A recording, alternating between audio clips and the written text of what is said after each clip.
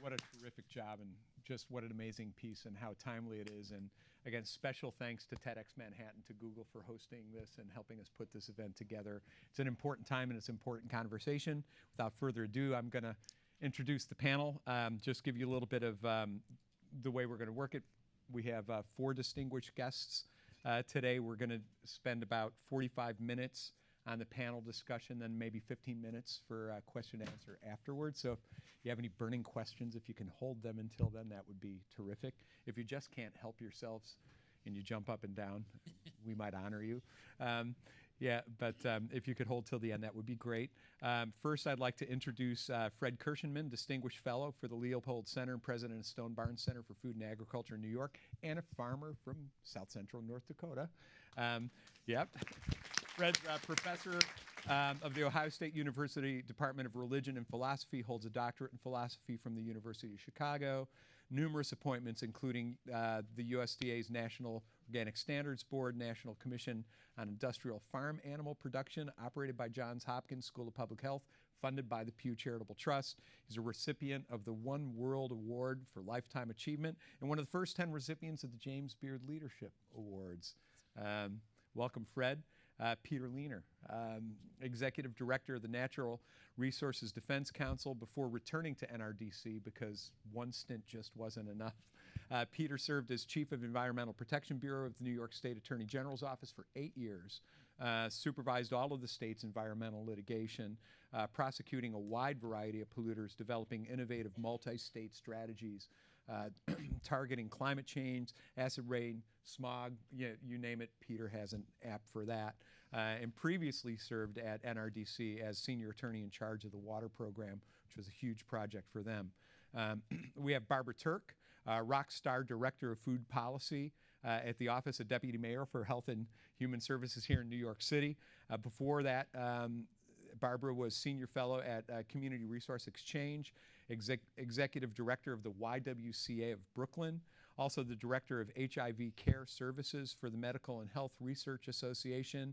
She was a founding member of the city's first organization focused on the impact of HIV on women, and organized the first state-funded consortium of AIDS service providers in Upper Manhattan. Big round of applause for that.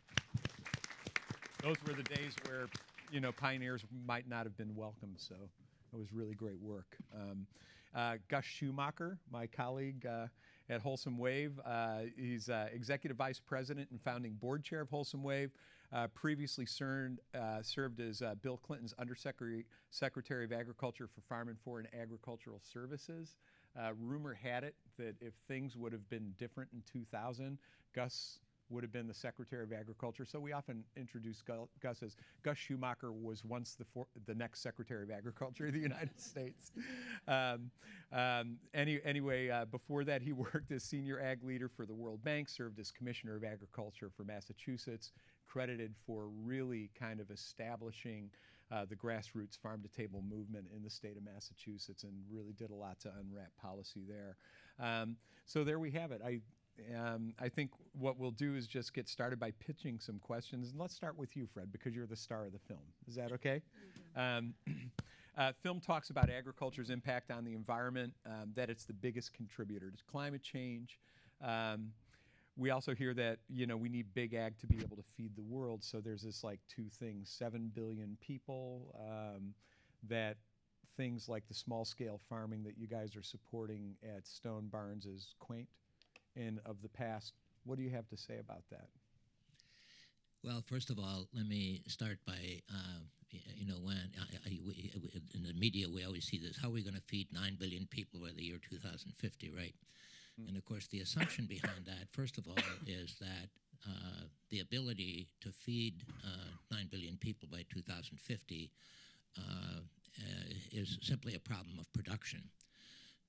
And as I think we all know, today we have about 1 billion people that are going hungry, and we only have 7 billion people on the planet. And by the estimates of the UN, we're actually today producing enough food to feed 10 billion people. So at some point we have to wake up to the fact And that doesn't mean that at some point, if we continue to increase the human population, that we may have a production problem, but it's not the problem now. The problem is a problem of poverty, it's a problem of access, it's a problem of entitlement. And I always go back when we talk about these kinds of things to an essay that Wendell Berry wrote back in 1977 called Solving for Pattern. And his point was that problems are never single problems. They're always a pattern of problems. So if you're going to solve problems, you have to solve for pattern. So if we're really interested in making sure that we solve the problem of hunger, we've got to look at the pattern of problems and deal with them. And it was focused on to some extent in the film. So that's the first thing. And then the second thing I think that we have to look at, too, is that, we can't have an unlimited continued growth of the human population. Aldo Leopold referred to this in one of his essays back in the 1940s, in which he said that nature always abhors the density of any species. And whenever any species reaches a certain density, then nature comes in and reduces that density because it interferes with the health of the whole. And then he says, if one system doesn't work, she will find another. So we also have to begin looking at the carrying capacity of the planet for the human species. So it isn't just a matter of feeding them. And different people have different theories about that maybe we only have a carrying capacity for 3 billion people. Some say maybe 5 billion, whatever the number is. And then, right away, you become very unpopular when you bring that up because some people are opposed to that for religious reasons. Some are opposed to it because right away you think, well, you really want us to do it what China, that people can only have one child. But, again, if you look at the real world and the way it functions, we now already know that one of the main ways to stabilize the production of the human species is to empower women. And that's not a bad thing. No, not at all. So we can do this in a way that I think meets the values issues that we hold, and then also address these other issues. So anyway, I think one of the first things is that, and then the other thing that's of course connected with all of that is the health of the ecology, and that's featured very well in Susan's documentary. And finally, ultimately, the health of the ecology comes down to the health of the soil. That's the foundation. And if we don't restore the biological health of our soil, then even if we only have 7 billion people, we're going to be in serious trouble. Peter, your environmental law background, you now lead NRDC. What are we going to look like, our countries, our regions, our communities, if we don't fix this thing? I mean, what's the outlook in your view? Well, I prefer to think about what it will look like when we fix it. Okay, good. I think that the environmental community has done a really incredible job, if you think about it. Over the last 40 years, we focused on air and water, the Clean Air Act of 1970, Clean Water Act of 1972. And back then, our air and water looked a lot like what it may look like in Beijing right now. And by and large, our air and water is pretty clean right now. We still got to keep working on it. I'm not saying it's perfect by any stretch, but we've made a lot of progress. You can see across the street. You can definitely see across the street. And truly, in Beijing, you often can't. But during those same 40 years, we really haven't thought about our food and ag system. And during the years that our air and water have gotten cleaner, by and large, our food system has gotten, frankly, dirtier in terms of what it does to our soils and our communities and to our health. And now we have this enormous gulf between a food system that is sustainable and makes sense for our health and our communities, like what we saw in the film, and the way the vast majority of industrial agriculture is practiced. So, and it's a little overwhelming to think about how do you change a whole system. As you said, Wendell Berry said, you have to think about the whole patterns. You can't just pick one piece of it. So we can look at this at NRDC from the advocacy perspective. How do we change the system? And so we sometimes think of it in 3 different pieces. One is you take really great models like you have at Stone Barns, the farmers who are doing a good job on their activities, and how can we accelerate that? How can we expand that? What are their barriers to expansion? And there's some great work I think Barbara will talk about today about the announcement that the city just made this morning about trying to increase access of local good farmers to this huge market in New York City. Access to market is a huge barrier. So what they did today, you'll hear about it, so I don't want to steal Barbara's thunder, but it's really a huge step forward. So you take what's good and you try to, like this film, model it. Teach people that it's possible. There really is something alternative to the industrial system that the propaganda is often telling about. Then you think about the big middle, and you try to move that. And you're not going to necessarily get them all the way to a perfect, sustainable, self-contained organic system, but you can make a lot of progress. Yesterday, McDonald's announced that they would go to antibiotic-free chicken. This is something we've been working on for a long time. I'm sure everybody here knows 80% of antibiotics are not used to help you and me get healthy.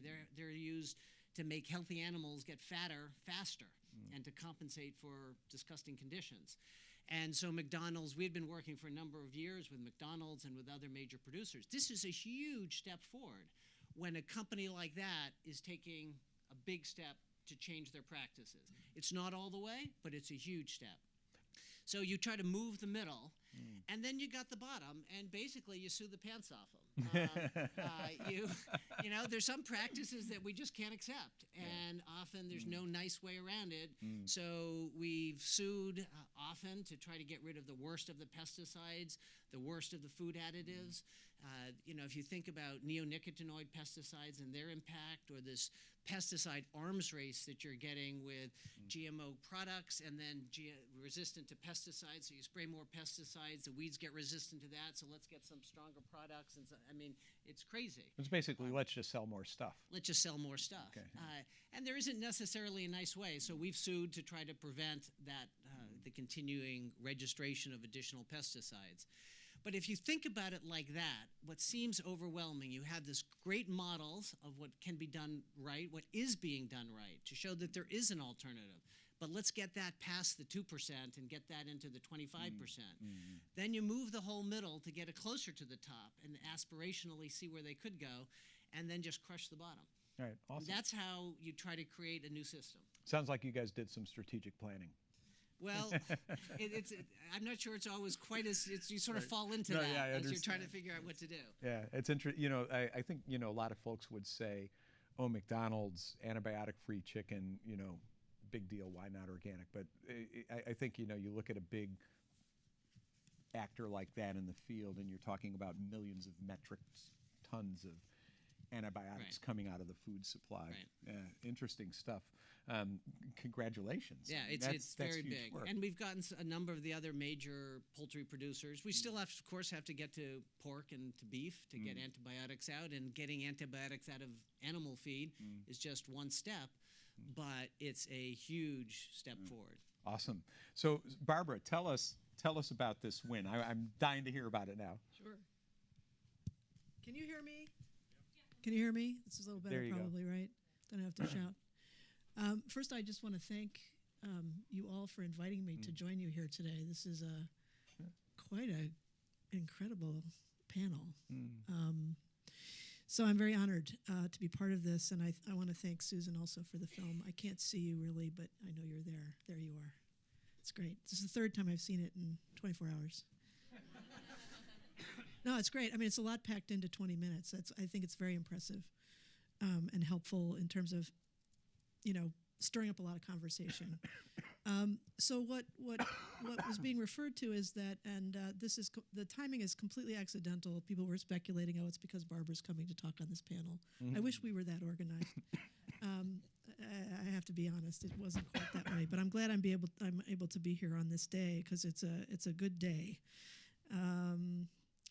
The mayor announced today at an Abney breakfast that, along with several other things that he's been working on, briefing the business community, he announced that the city's making a $150 million commitment over the next several years to fortifying and improving the city's major food hub, which is Hunts Point, the food distribution center on Hunts Point, which is where our produce markets are, most of them. The fish market and the meat market are. Some of you remember when the fish market was still down on Fulton Street. I do. So it's, yes, and remember, I heard the knowing chuckle over here. So yes, so that's all going to be modernized and improved upon, and we're also looking forward to having a space that's dedicated particularly to being the hub for regionally produced produce that's part of that site. Oh, that's fabulous. So this is basically like a wholesale farmer's market. That's awesome. And I want to acknowledge Linda LaViolette, my partner in crime from the Empire State Development Corporation at the state.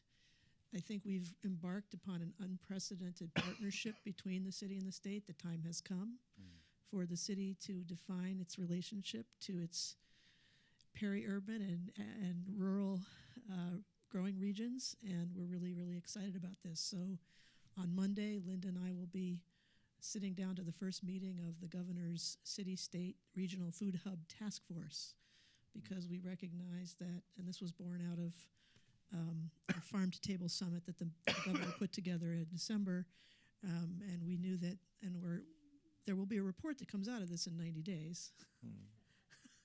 We're knowing chuckle from Linda, but that I think those of us who are working on this, certainly at a staff level, who formed this wonderful bond around this issue and fever for it, and commitment to this in terms of this being, as public servants, something we really want to see happen during our tenures. And I think we're excited about this task force, and we're excited about continuing onward beyond that, because it's something that the time has come to do. That's fabulous. So it is. It's fantastic. Nice. Yeah. Congratulations. Thank That's you. really awesome. Terrific. Yes. So Barbara, to your left, sits a man whose grandfather farmed on 72nd and Broadway. And at that time, when they farmed out at 72nd and Broadway, they actually grew vegetables throughout the wintertime using cold frame technologies, back in the day, so to speak. Not that far in the past. My lifetime. Yeah, remarkable stuff. Talk about a local food economy and the urban to rural connection. But Gus, if you could, give voice to those communities that we saw in the film, because I think it's important to really highlight the fact that there are about 50 million people struggling with poverty, another couple of 10 million people that are food insecure beyond that. But they actually are potentially a powerful economic force, and would love you to talk a little bit about that, if you would. Great. Well, thanks, and thanks, Barbara. I was kidding Barbara a little bit that my grandfather, Fred Kirschenmann, actually grew in 1860, 1888. When they cut 72nd Street through, they went right through his barns. So he had to take the barns down and move to Flushing and then to New Hyde Park. But one of the things he grew were parsnips, a lot of parsnips. So my father moved to, I was born in Massachusetts. He married my mother. My mother was Irish. He said, we're not going to farm in New York. We're going to farm in Massachusetts. He said, so if you want to marry me, moved up to Massachusetts. So he was tough. But Dad grew a lot of parsnips. And one day my uncle called and said, we're short of parsnips in Hunts Point. Can you send a load down? And so I went back in the 50s. I had to drive the truck down to Hunts Point. It was a little different place then. So I'm glad that 150 million going in so they can do more parsnips. So that's great. That's terrific. More of everything. And wasn't Fred great on that? Fred, you were really kind of a star in that movie. So again, let's give him another round. That was terrific. One of the things that Fred, that came out of the movie, which I thought was really interesting, Susan, was in the background, coming through the movie were the greenhouses. And you talked a bit about the re-regionalization in sort of a bit of a theme that as the transportation exists, we didn't talk much about the water problems in California, the extra cost of transporting the food. And then, Michelle, as you saw in the movie, a lot more on what I call, I'd never seen vertical agriculture in some of the schools. That was new, and that, thanks for putting that in the movie. That was kind of new education for me. on all the urban sidewalks and others that are being put into sort of a more linkage with rural and urban, but particularly with these difficulties now in growing food and if the water thing is going to continue, and it may because of the issue of climate change, and are we going to have the water to produce 80% of our vegetables in the Central Valley of California? So the movie sort of highlighted the innovative work like at Stone Barns, but that's going on throughout the Northeast and Mid-Atlantic and other places where new technique. Elliot Coleman was mentioned in the movie. He started these changes in putting in hoop houses that no one thought could grow vegetables in the middle of winter. And Michelle, you referred to the hotbeds. Well, I call them hotbeds. But back 100 years ago, when my grandfather was farming actually in Flushing, he had like 5 acres of hotbeds. They were growing food throughout the year to supply the New York market. My uncle's in New Jersey, and there was a sort of a regional approach before the big irrigation systems went into California, before Florida really opened with the railroads coming out. The cities grew food and grew some of the livestock in the region. And I see, Fred, there seems to be a re-regionalization that's embryonically begin to occur. When you go now to the farmers markets here in New York in the wintertime, in New York and also in Boston, particularly in Mid-Atlantic, you see these root crops coming up. And where those grown, they're grown in greenhouses and hoop houses. And when I'm visiting these markets weekly, because all of a sudden my wife is really getting interested in parsnips again. So there's a way of cooking them that you get the fiber out. But my father would be very pleased to hear that parsnips are coming back. Parsnips are delicious. I mean, but Michelle, you have really to cook them tasty. right. But one of the things I think that what we're seeing with now 46 million, going down a little bit, 45 million on food stamps, we see the obesity problem. And one of the things we didn't discuss perhaps much in the movie, is I wish to come out a bit more, is the health issue. That the 1/3 of our children now are a little chubby. That is going to be a longer term implication for our health system. Obesity really is a problem, not just in this country, Michelle, but you've been invited over to Paris, the OECD. You've been speaking internationally. There's work in India going on. This obesity is not just in this country. So I think what we try to do at Wholesome Wave is to look at initially the food stamp issue and how do you help people get access and affordability. And Michelle kind of started this nutrition incentive program, which now the Farm Bill has $100 million, which has to be matched. So it's really a $200 million program, which is kicking off hopefully in this summer with support. And I think you've done a marvelous job here in New York with Health Bucks, nearly $1 million. You were one of the original ones here in New York that started that, picked up, and now it's really beginning to think about how, hopefully, millions of people on food stamps get access to healthy food, maybe even have some carrots and parsnips. But it has to be more regional. I mean, it just can't be transporting all this food from distant places that are going to be affected. What you're talking about is the climate change issue. When you actually look at the maps, both on the Central Valley of California, but also on the eastern side of the Rockies in the Ogallala, we're pumping the Ogallala pretty dry. I mean, it's going down each year, and that not only affects the vegetables, but begins to affect the commodity crops as well. So it's really beginning to get a sensitive issue. And then the other big issue is the hospitals. Here in New York, you've gotten great leadership in several hospitals that Michelle can talk about it later as well, doing these vegetable prescriptions. Now, that's embryonic. It's a tiny little program, but where doctors are saying when they're treating thousands of people in the major cities and in rural areas, we see this not just in the cities, but also in Skowhegan, Maine, and some of the rural areas, where doctors are saying we can't just have this health disaster where more and more people are having very serious health issues because of diabetes and obesity, especially diabetes, Fred, is growing very rapidly.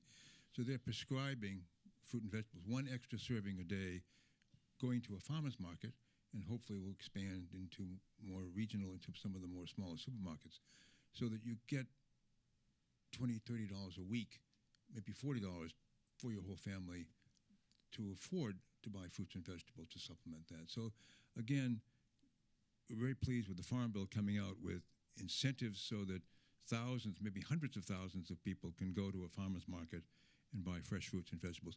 All that money, whether it's a veggie prescription or an incentive for SNAP, the farmer becomes the pharmacy and helps people get hungrier. So it's been a terrific 6 years. We just don't know.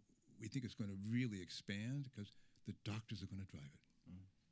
Awesome, thanks. So I think one of the it's a question for Barbara and Fred, because it's going to get to the point of urban agriculture, which is another thing that is accused of being quaint.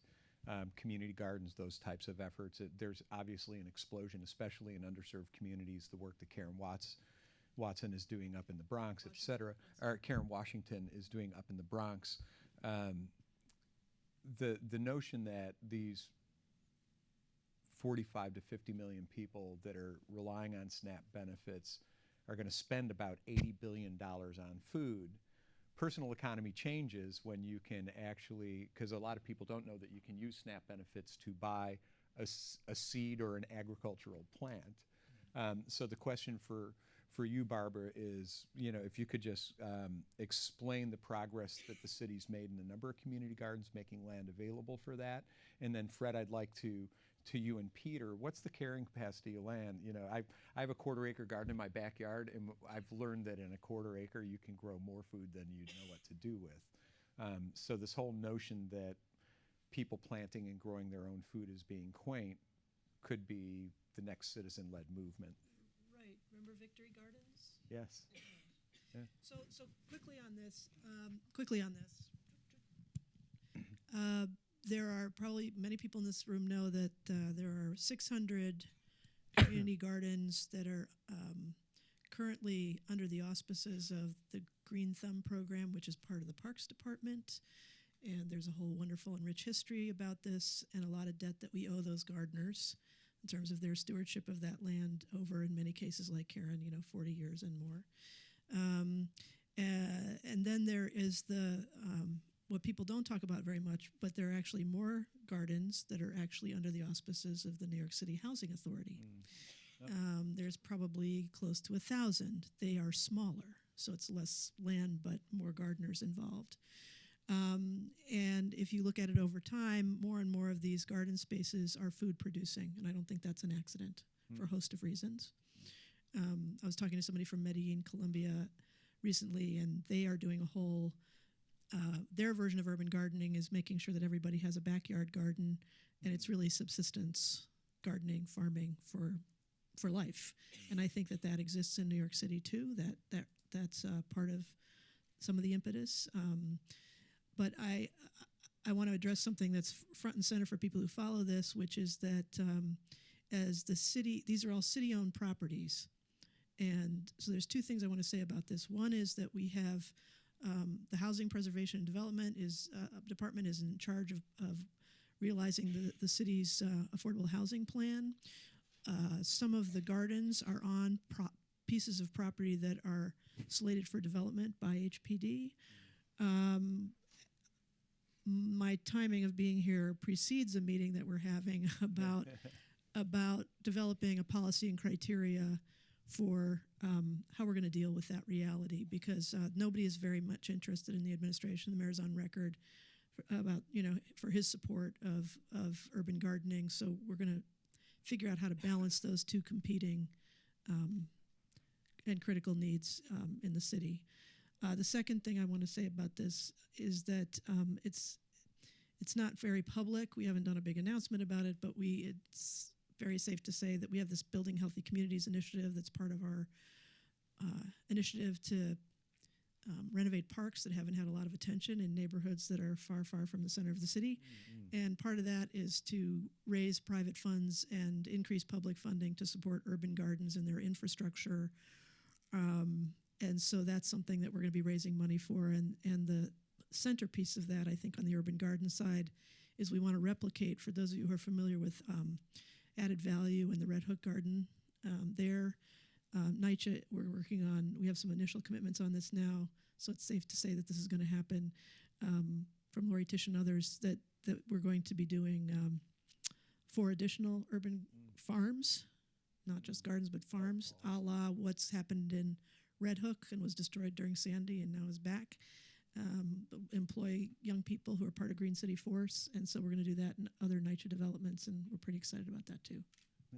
So with just And I spend a lot of time making sure that people don't know that this isn't quaint. It actually is part of my job to explain to my colleagues that this is not quaint. Thank you. do we have enough land, Peter?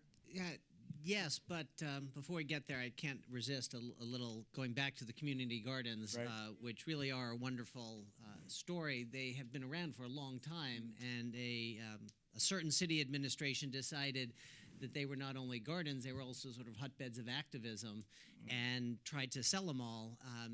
One of the fun things I did when I was at the State Attorney General's office is we sued the city and we halted the sale of the community gardens for a number of years. Restoration Partnership and Trust for Public Lands helped buy some. We got right into this agreement with HPD and the Parks Department.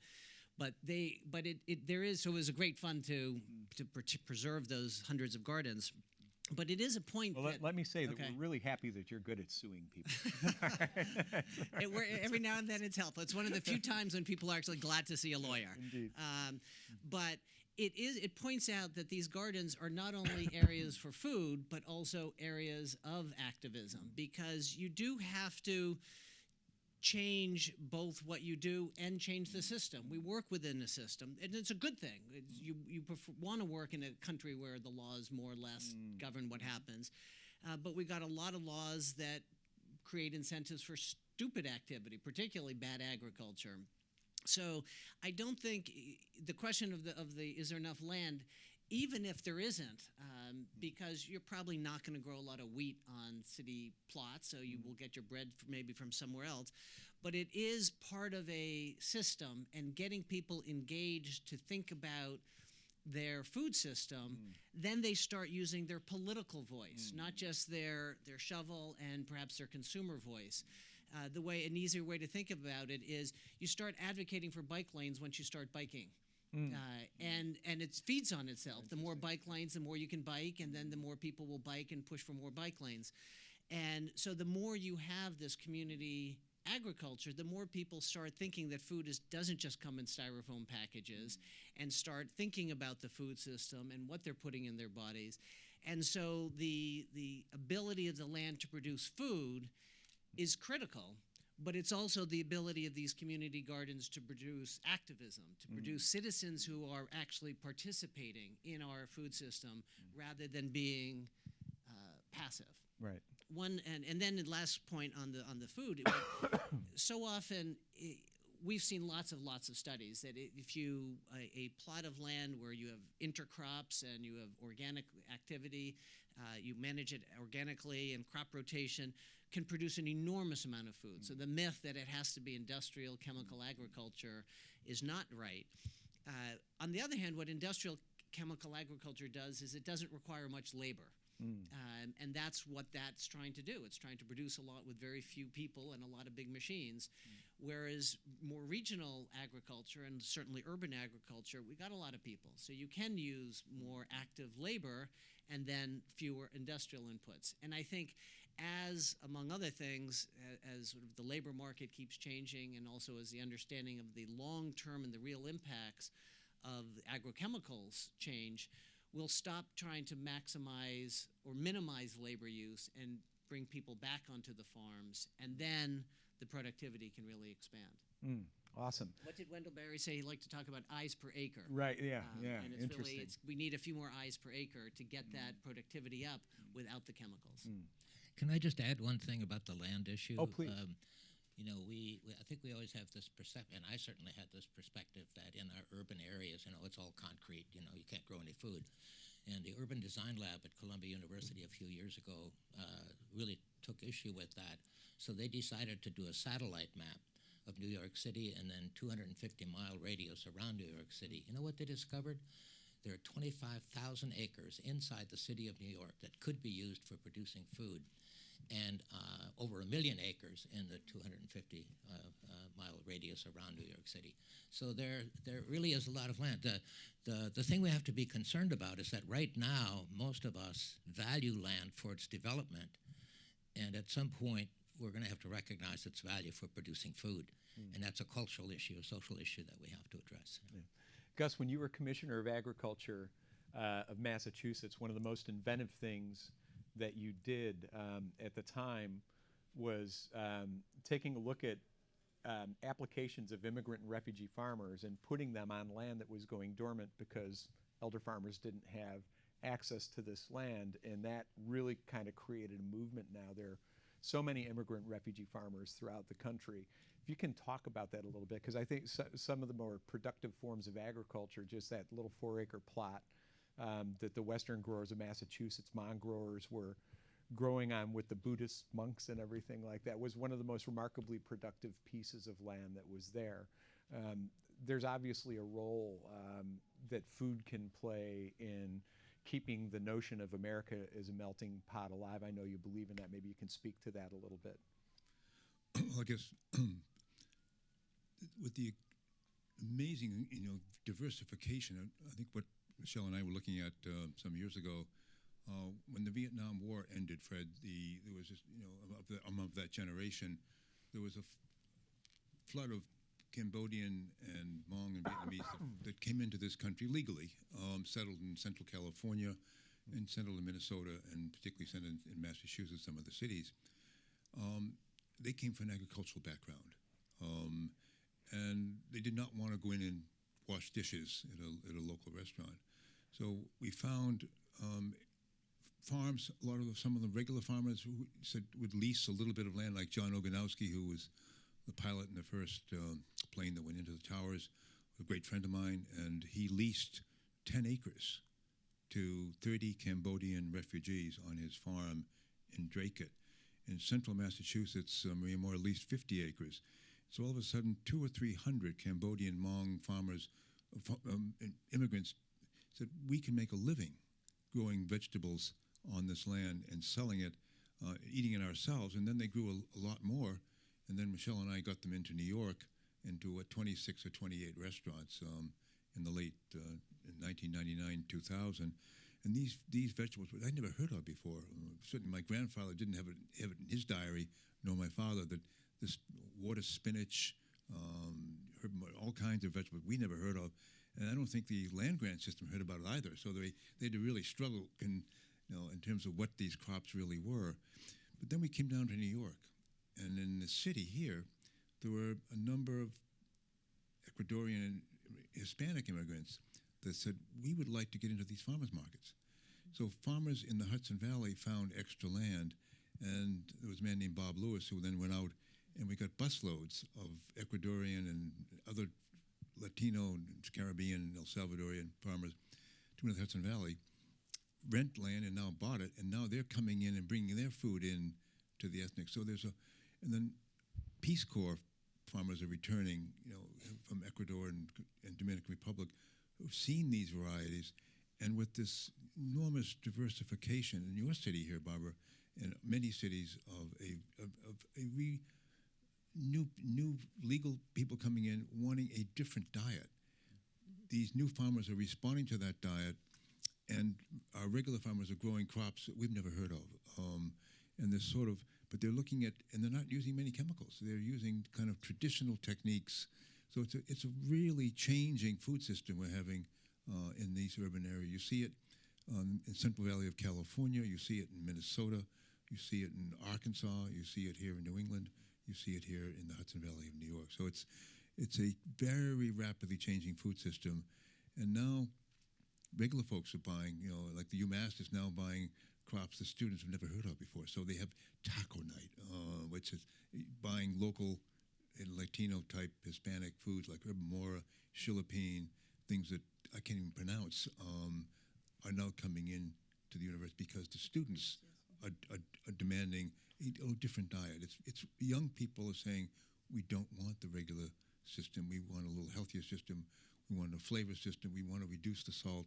And so these new different tastes are adding to our diversity of our ethnicity in our food. So it's changing rapidly, and I think it's going to continue. Awesome. Let's open it up, if we can.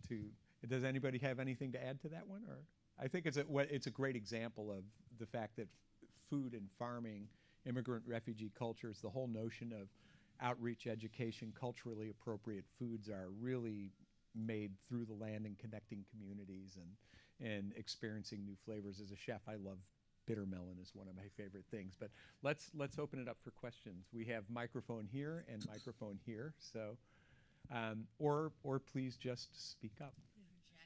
Project. My name is Christina Delfico, and I'm local here in New York. And I was just curious about some of the food forests that are happening. I believe it's in San Francisco, where they have 1 acre of land that they're going to plant a forest of edibles. And if it works out, they'll test it for a year. They'll expand, I think, 6 or 7 more acres. So the concept is you have a forest, people can walk through, they can pick fruit and vegetables. And the only fear they have right now is what if everything gets picked and taken? And then the other folks were like, well, that's kind of the point. So in a city like New York, we have rooftops and we do have land, as you pointed out. Is there any planning going on about potentially making some food forests or really vitalizing the rooftops beyond what they're being used for? I think Chicago was really good at using their rooftops. Any notion, Barbara? So I'll never lie to you. I've never heard of a food forest. So thank you. Believe it or not, there are people like me in cities throughout the country. There's a woman named Paula who's kind of my counterpart in San Francisco, so I'll call her up and I'll ask her about it. It's Seattle, correction. It's Seattle. Okay, who's my counterpart in Seattle? Anyway, so yeah, of course it's Seattle. Yeah. No. I mean that in the best sense. Yeah, Seattle. That makes sense. Because I think I'll just say this and move on. That same real estate pressures in San Francisco as in New York, right? I mean, you have to really fight for land within the 5 boroughs, most of the 5 boroughs. And the other part of your question, tell me again, was what? Rooftops. Rooftops. Yes. Yeah, so people probably have heard of some of our more famous rooftop spaces, and there's 2 technologies here, right? There's the sort of the green roof technology, which is also associated with helping us manage our storm runoff, right? And we actually have the Department of Environmental Protection in New York actually has a significant amount of money to do bioswales and roof decks and or rooftop gardens and things like that to help us in areas that are particularly the coastal areas where we have issues. So that's a stormwater management strategy as much as anything else. And then the dilemma is we have a lot of buildings where you have lots of roof and not necessarily the building structure that would allow you to support the significant amount of weight that a rooftop garden you're committing to with a rooftop garden. So it always sounds fantastic.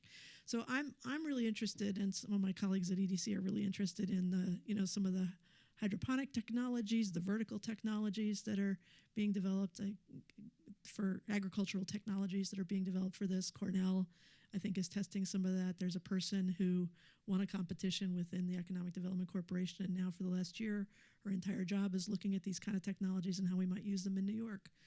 I have nothing to announce, but we're very interested in this, absolutely. Thank you. Excellent. Can I add A new please. development. Yep. Ask me next year. Can I just add a point to that? We actually got a grant from DEP to put a green roof on our building at Even NRDC, but it turned out that we then had to replace the membrane, and it's way too expensive. And so we're discovering that it's sort of like the way we have discovered energy efficiency, which is a project that NRDC and many others have been working for a long time. Very rarely can you go to somebody and say, wow, you can redo your space and save energy.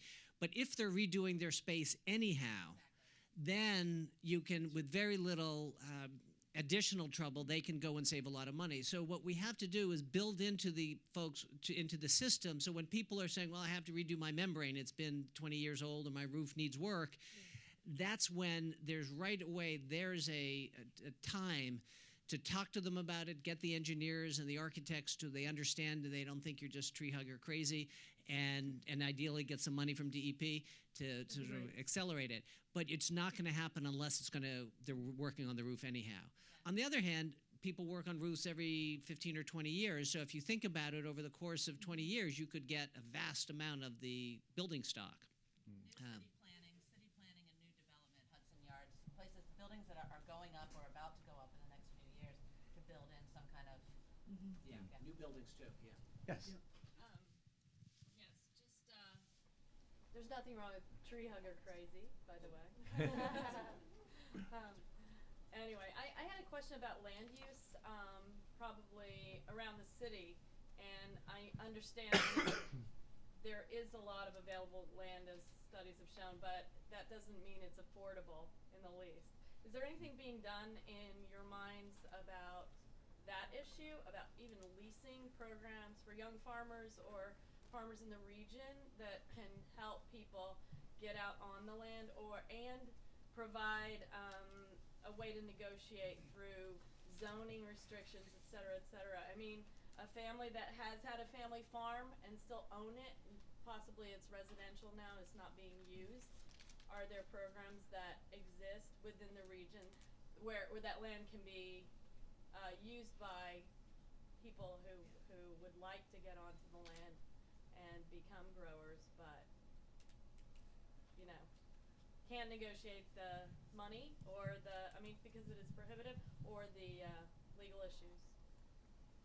I think it exposes the whole question of affordable access to land, and it is a huge issue. I think Barbara could speak to city regulations that would be prohibitive or potential barrier. Fred, Peter, Gus, on the national front, affordable access has been something that you've been dealing with or looking at for some time.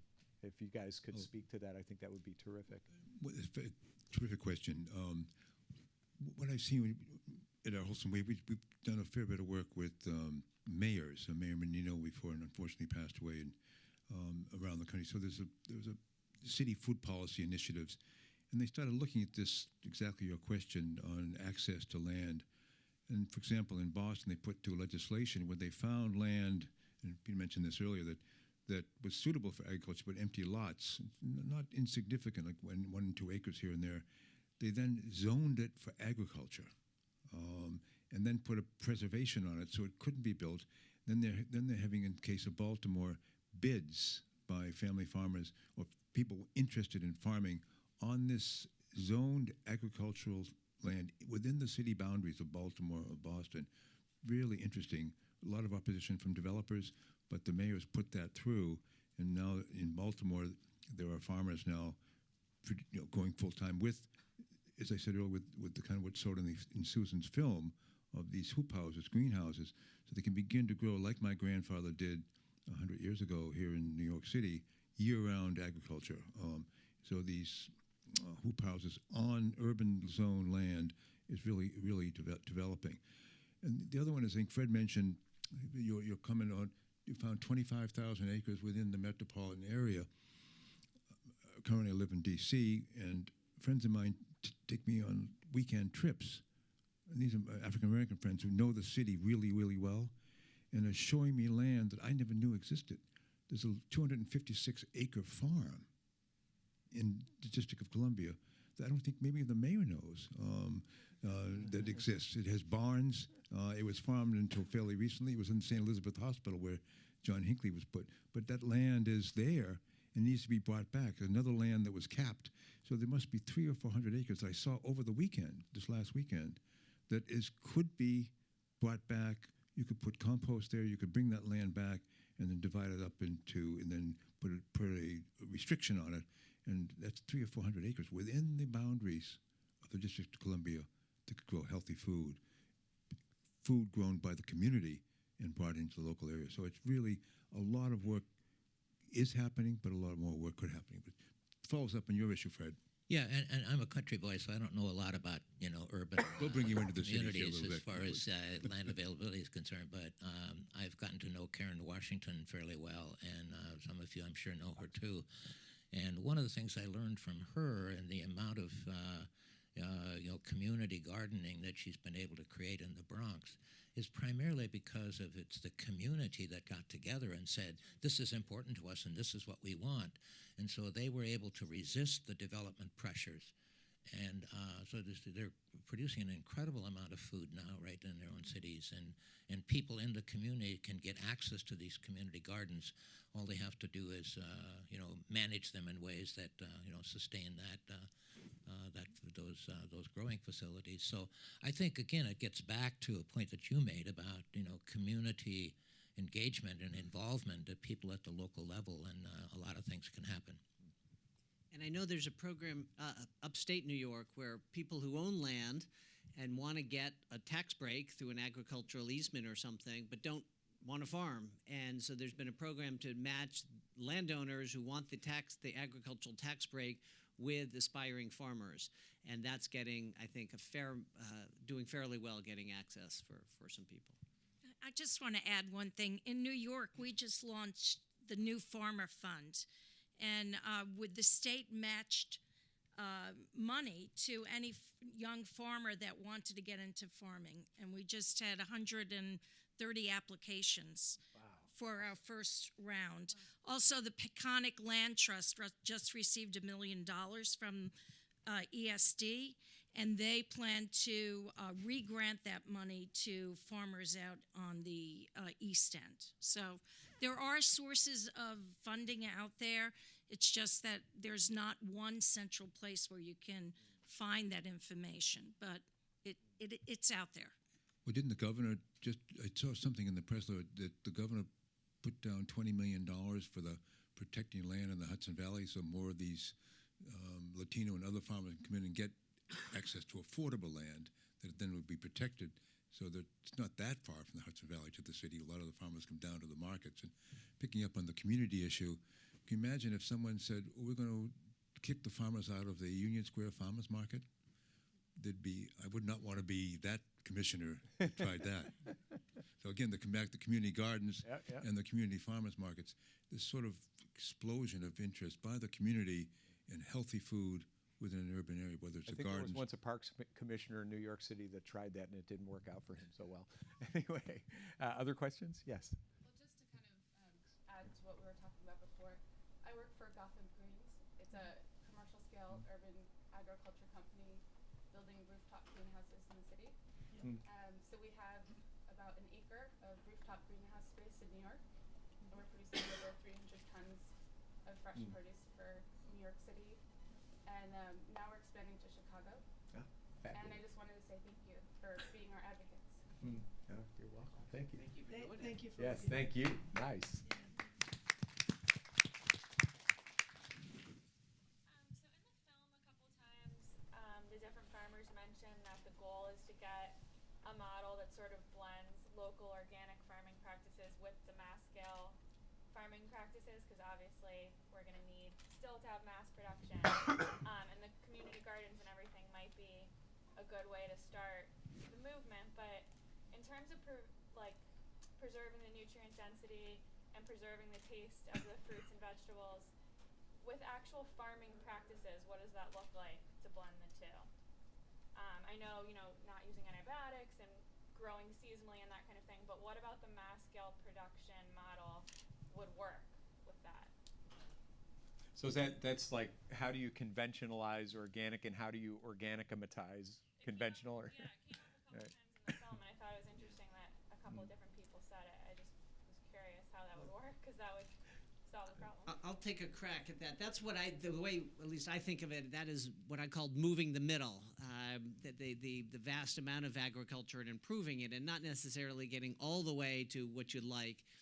And there's a lot of drivers out there. Obviously, the best of them would be to change the farm bill so we stop subsidizing the wrong crops. But the political power of the farm lobby is so great that, frankly, not many of us are putting a lot of effort on that.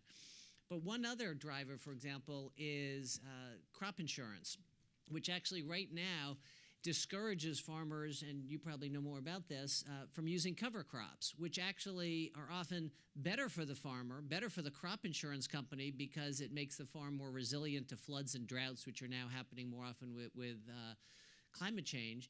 And so if we can change how the policies are and to create incentives for cover crops rather than disincentives. So there are some levers, and they're not going to take you in one fell swoop from big industrial ag to stone barns, but they can get you step by step there, encourage crop rotation, cover crops, different types of tilling or no tilling, and agricultural irrigation. All of those, and as you mentioned, not using antibiotics to compensate for unsanitary conditions in your feedlots or overusing pesticides that are then wiping out the bees. So all of these are steps that you can move the bulk forward. But it's always important to have that beacon, I think, of where you want to be, to show that, essentially to prove the lie that there's a model that doesn't work, that you have to do all this bad stuff. Okay, excellent. And on this note, I'm so sorry we have time for no more questions. I've been given the time, but I think our panelists will hang out a little bit. Come to the stage if there's an unanswered question, and let us get to that. But thanks so much for your time and coming to see this panel. Peter, Fred, Barbara, Gus. Thanks a million. Thanks to Google and TEDx Manhattan for hosting. Thanks so much.